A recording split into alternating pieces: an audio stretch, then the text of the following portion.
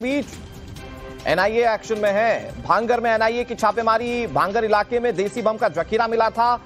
National investigation agency अमूमन ये आतंकी घटनाओं से जुड़ी तमाम जांचों में शामिल होती है, लेकिन यहां चुनाव के दौरान चूंकि बम बरामद हुए थे और इस तरह की घटनाओं को रोका जाए, हिंसा को रोका जाए, उपद्रव को रोका जाए, इसीलिए एहतियातन एनआईए की तैनाती की गई और भांगर इलाके में छापेमारी की बहुत बड़ी खबर सामने आ रही है। एनआईए की टीम पहुंची है वहां पर और छापेमारी कैसे कर रही है ये तस्वीर आपके सामने। पूरा फोकस शांतिपूर्ण मतदान करवाने पर है और यहां पर देसी बमों का जखीरा बरामद हुआ है। अब सवाल ये कि इसका इस्तेमाल कहां किया जाना था, क्या चुनाव में, और क्या ये एनआईए के लिए बड़ी कामयाबी है, कैसे पूरी व्यवस्थाओं को बनाया जा रहा है। हमारे साथ पूजा जुड़ गई है। पूजा, देश के इतिहास में शायद ये पहली बार है कि एनआईए चुनावी ड्यूटी में इस तरह से लगी हुई है कि मतलब एक तरफ चुनाव चल रहा है, दूसरी तरफ एनआईए की कार्रवाई चल रही है। पूजा,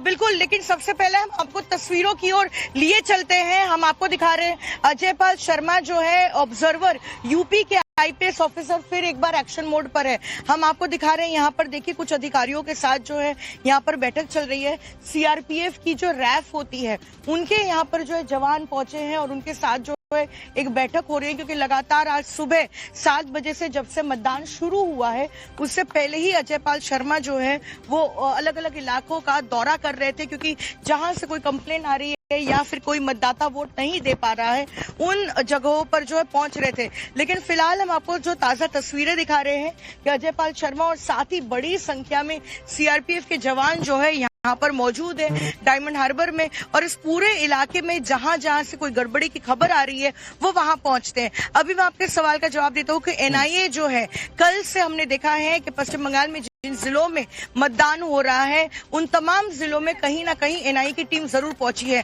7 जिलों की कुल मिलाकर 142 सीटों पर वोटिंग हो रही है और इन 7 डिस्ट्रिक्ट्स में हमने देखा है कि एनआईए की टीम जो है छापेमारी करती हुई दिखी है, कहीं ना कहीं इन्वेस्टिगेशन करते हुए दिखी है। और ये केस है जहां पर बम बरामद हुआ है और ये शायद पहली बार होगा कि किसी चुनाव में एनआईए को उतारा गया है, क्योंकि एक कोशिश की जा रही है चुनाव आयोग की तरफ से, क्योंकि पश्चिम बंगाल में एक इतिहास भी रहा है, चुनाव के दिन जो है देसी बम पाए जाते हैं, बम फेंके जाते हैं, तो इन तरीके की चीजें ना हो, शांतिपूर्ण तरीके से चुनाव और यहाँ पर भी जो पूजा देसी बम मिला है, ये क्या इसका इस्तेमाल होना था? सवाल तो यही है कि क्या चुनाव में चुनाव प्रभावित करने के लिए किसी तरह की कोई कोशिश थी? इस पर बात करेंगे। पूजा, एक बड़ी खबर आ गई है, वोटिंग के बीच एक्शन में सीआरपीएफ के जवान, भवानीपुर में सीआरपीएफ ने मार्च निकाला और सीधे एक मैसेज देने की कोशिश है।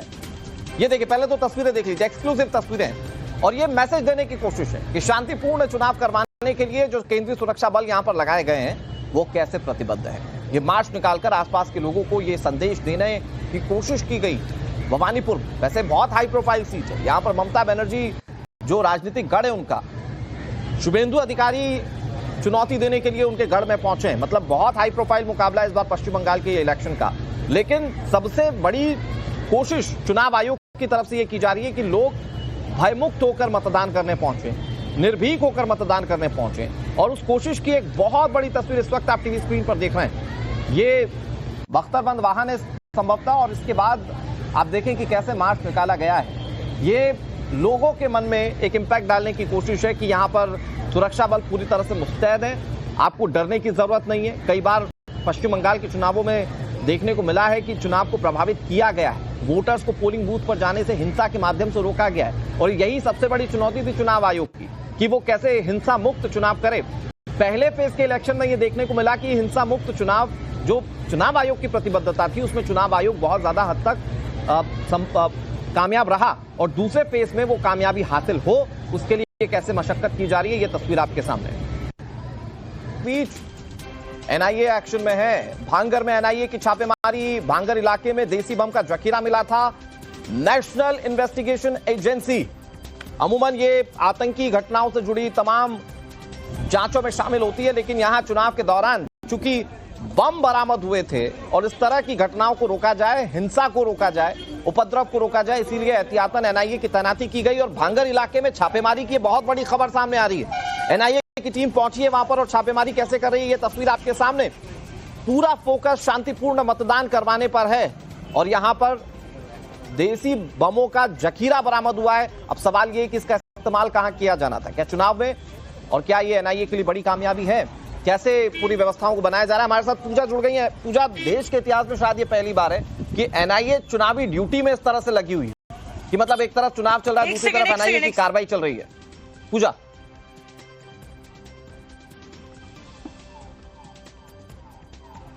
बिल्कुल, लेकिन सबसे पहले हम आपको तस्वीरों की ओर लिए चलते हैं। हम आपको दिखा रहे हैं अजय पाल शर्मा जो है ऑब्जर्वर यूपी के आईपीएस ऑफिसर फिर एक बार एक्शन मोड पर है। हम आपको दिखा रहे हैं यहाँ पर देखिए कुछ अधिकारियों के साथ जो है यहाँ पर बैठक चल रही है। सीआरपीएफ की जो रैफ होती है उनके यहाँ पर जो है जवान पहुंचे हैं और उनके साथ जो है एक बैठक हो रही है, क्योंकि लगातार आज सुबह 7 बजे से जब से मतदान शुरू हुआ है उससे पहले ही अजय पाल शर्मा जो है वो अलग अलग इलाकों का दौरा कर रहे थे, क्योंकि जहां से कोई कंप्लेन आ रही है या फिर कोई मतदाता वोट नहीं दे पा रहा है उन जगहों पर जो है पहुंच रहे थे। लेकिन फिलहाल हम आपको जो ताजा तस्वीरें दिखा रहे हैं कि अजय पाल शर्मा और साथ ही बड़ी संख्या में सीआरपीएफ के जवान जो है यहाँ पर मौजूद है डायमंड हार्बर में, और इस पूरे इलाके में जहां जहां से कोई गड़बड़ी की खबर आ रही है वो वहां पहुंचते हैं। अभी मैं आपके सवाल का जवाब देता हूं कि एनआईए जो है कल से हमने देखा है कि पश्चिम बंगाल में जिन जिलों में मतदान हो रहा है उन तमाम जिलों में कहीं ना कहीं एनआईए की टीम जरूर पहुंची है। 7 जिलों की कुल मिलाकर 142 सीटों पर वोटिंग हो रही है और इन 7 डिस्ट्रिक्ट्स में हमने देखा है कि एनआईए की टीम जो है छापेमारी करती हुई दिखी है, कहीं ना कहीं इन्वेस्टिगेशन करते हुए दिखी है। और ये केस है जहां पर बम बरामद हुआ है और ये शायद पहली बार होगा कि किसी चुनाव में एनआईए को उतारा गया है, क्योंकि एक कोशिश की जा रही है चुनाव आयोग की तरफ से, क्योंकि पश्चिम बंगाल में एक इतिहास भी रहा है चुनाव के दिन जो है देसी बम पाए जाते हैं, बम फेंके जाते हैं, तो इन तरीके की चीजें ना हो, शांतिपूर्ण तरीके से चुनाव हो। और यहाँ पर भी जो पूजा देसी बम मिला है, क्योंकि पहले ये क्या इसका इस्तेमाल होना था? सवाल तो यही है कि क्या चुनाव में चुनाव प्रभावित करने के लिए किसी तरह की कोई कोशिश थी? इस पर बात करेंगे। पूजा, एक बड़ी खबर आ गई है, वोटिंग के बीच एक्शन में सीआरपीएफ के जवान। भवानीपुर में सीआरपीएफ ने मार्च निकाला और सीधे एक मैसेज देने की कोशिश है। ये देखिए, पहले तो तस्वीरें देख लीजिए, एक्सक्लूसिव तस्वीरें, और ये मैसेज देने की कोशिश है कि शांतिपूर्ण चुनाव करवाने के लिए जो केंद्रीय सुरक्षा बल यहां पर लगाए गए हैं वो कैसे प्रतिबद्ध है। ये मार्च निकालकर आसपास के लोगों को ये संदेश देने की कोशिश की गई। भवानीपुर वैसे बहुत हाई प्रोफाइल सीट है, यहां पर ममता बनर्जी जो राजनीतिक गढ़ है उनका, शुभेंदु अधिकारी चुनौती देने के लिए उनके गढ़ में पहुंचे हैं। मतलब बहुत हाई प्रोफाइल मुकाबला इस बार पश्चिम बंगाल के इलेक्शन का। लेकिन सबसे बड़ी कोशिश चुनाव आयोग की तरफ से ये की जा रही है कि लोग भयमुक्त होकर मतदान करने पहुंचे, निर्भीक होकर मतदान करने पहुंचे, और उस कोशिश की एक बहुत बड़ी तस्वीर इस वक्त आप टीवी स्क्रीन पर देख रहे हैं। ये बख्तरबंद वाहन है संभवतः, और इसके बाद आप देखें कि कैसे मार्च निकाला गया है। ये लोगों के मन में एक इम्पैक्ट डालने की कोशिश है कि यहाँ पर सुरक्षा बल पूरी तरह से मुस्तैद है, आपको डरने की जरूरत नहीं है। कई बार पश्चिम बंगाल के चुनावों में देखने को मिला है कि चुनाव को प्रभावित किया गया है, वोटर्स को पोलिंग बूथ पर जाने से हिंसा के माध्यम से रोका गया है, और यही सबसे बड़ी चुनौती थी चुनाव आयोग की कि वो कैसे हिंसा मुक्त चुनाव करे। पहले फेज के इलेक्शन में ये देखने को मिला कि हिंसा मुक्त चुनाव, जो चुनाव आयोग की प्रतिबद्धता थी, उसमें चुनाव आयोग बहुत ज्यादा हद तक कामयाब रहा, और दूसरे फेज में वो कामयाबी हासिल हो उसके लिए कैसे मशक्कत की जा रही है, ये तस्वीर आपके सामने है।